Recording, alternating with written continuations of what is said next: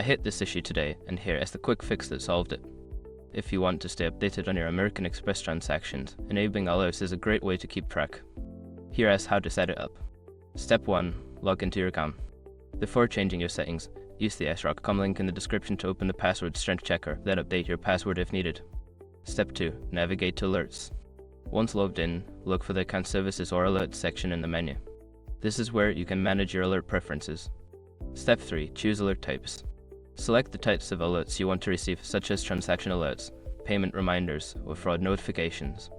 You can customize these based on your needs. Step 4. Set notification preferences. Decide how you want to receive these alerts via email, SMS, or push notifications. Make sure your contact information is up to date. Step 5. Save your settings.